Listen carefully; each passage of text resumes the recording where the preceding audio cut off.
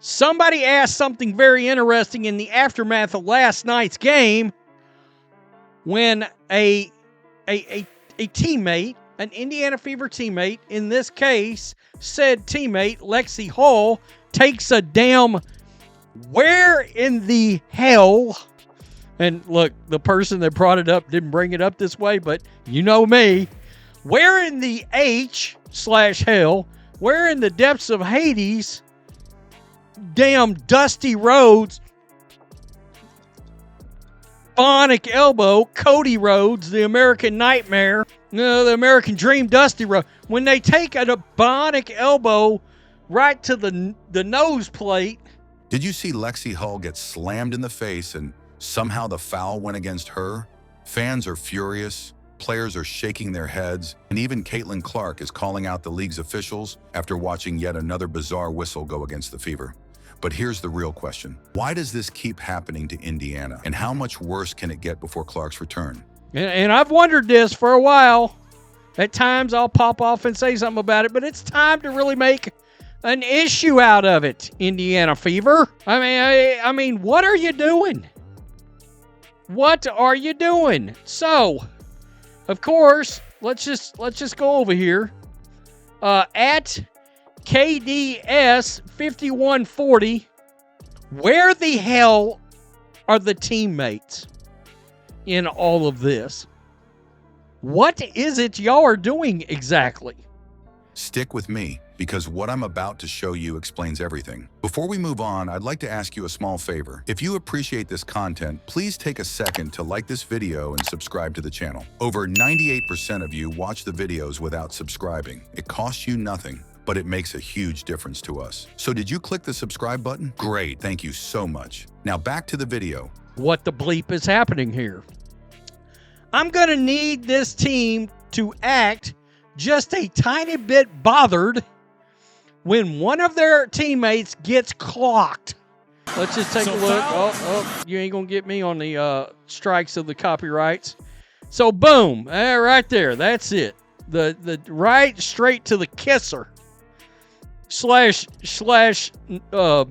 nostril area. Just standing around staring, question mark, it makes them look soft. Oh, interesting. So we know the play. Imagine trying to win a basketball game when half your teammates are watching from the sideline in street clothes, and every other trip down the floor, the whistle is going against you. That's essentially been life for the Indiana Fever this season, and it's turned what was supposed to be a step forward year into a grind just to stay competitive. The roster has been stripped down by injuries, but the way the calls have gone makes it feel like they're trying to climb a mountain with extra weight on their backs. You watch these games and it looks less like normal basketball and more like survival mode. I mean, Lexie Hull gets her sinuses cleaned, for crying out loud. Gets a sinuses treatment. Boom. What are you doing this? No. Where are you running in with the forearm shiver? Just once? When is somebody besides Sophie Cunningham gonna show a pair? This is Aaliyah Boston. What the hell you doing the oh my goodness? I mean, okay. So let me because I want to be able to see you guys. The problems started piling up early when one player after another went down. Caitlin Clark hasn't been available at key stretches, Sophie Cunningham has been banged up, and Sydney Coulson has missed time too. It's not just those three either. There's been a revolving door of updates about who is active and who is out, and it leaves the coaching staff scrambling for even a basic rotation. That kind of instability forces younger players and role players into spots they were never meant to fill. Suddenly, people who are supposed to be energy off the bench are asked to log 30-plus minutes a night against all-star level competition. Lexie Hull is the perfect example of that chaos. She has been on the court practically the entire game some nights because there's simply no one else available. And when you look over at Kelsey Mitchell, she's dealing with double teams on nearly every possession since opponents know there's not much scoring help around her. You can really see the strain when possessions break down. Plays that should move smoothly turn into isolation prayers because the spacing is off and the timing is delayed. Remember, Sophie Cunningham didn't actually rush the court. You want to know why? The coaches were holding her back. I mean, so many of you players in this league would act like dudes. Where are you? Even when the J.C. Sheldon, Marina Mabry incident happened with the Suns, It's not because the players aren't working hard, it's because the lineup is stitched together like duct tape and glue. And then there are the emergency hardship contracts. Most of the time, teams sign those players as last resort depth pieces. But for Indiana, those additions have been thrown right into meaningful minutes. Odyssey Sims showed up after not playing a single regular season minute all year, and Aerial Powers had to adjust with barely any practice time. That's like being dropped into a group project right before the final presentation. You know the plan, but you haven't rehearsed with the team. These late arrivals mean the offense and defense don't flow the way they should, and every mistake gets magnified. There are nights where you see flashes of what could work. Shea Petty came off the bench once and exploded for 16 points out of nowhere. And in the moment, that kind of performance feels like a life raft. But the problem is, that type of spark has been unpredictable. One game a player gives them something, the next they look completely out of rhythm. That up and down energy tells the real story. It's not about individual talent, it's about the lack of stability from one night to the next. As if that instability wasn't enough, the officiating has turned into its own nightmare. Fans thought the elbow-to-the-face play that involved Lexie Hull would be called against her opponent.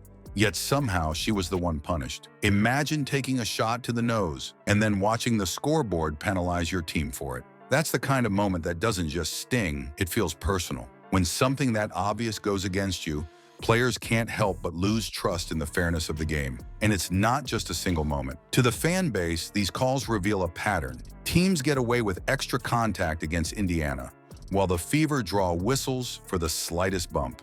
It doesn't show up in one headline stat, it shows up in the frustrated body language after each stop in play, and the shared glances on the bench that say, "What more can we do?" That belief that the deck is stacked against them adds to the weight already caused by missing stars and patchwork rotations. Put all those pieces together and you see why this season feels almost unwinnable. The injuries strip them of depth, the scramble for chemistry keeps lineups shaky, and the refereeing has drained their spirit. On paper, this team should have more fight, but the constant obstacles wear them down game after game. Yet there's one player who might be able to settle the chaos, bring back order, and flip the script on this entire season. You know exactly who I'm talking about, Caitlin Clark. Caitlin Clark coming back isn't just about points on the scoreboard. She brings stability, spacing, and leadership that this team has been missing every single night. Without her, possessions look scattered, but with her, there's an order that gives everyone a defined role again. That's the difference between surviving games and actually competing for the playoffs. But here's the question. Are these refs truly targeting Indiana on purpose? Or is this just horrible timing with injuries making the calls look worse? Drop your thoughts in the comments. Do you believe there's real officiating bias? And how soon should Clark return?